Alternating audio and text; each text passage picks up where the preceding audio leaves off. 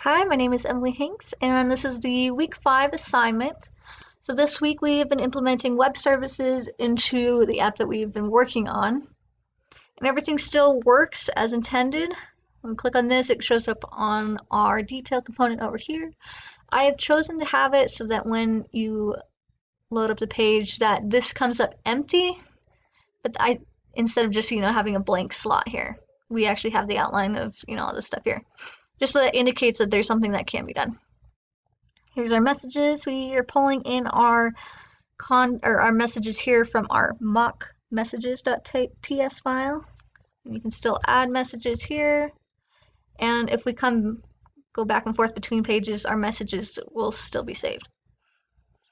Here's our contacts. Again, I chose to have this up here. And these all work. And we got all that. So here we just have the 3 service files.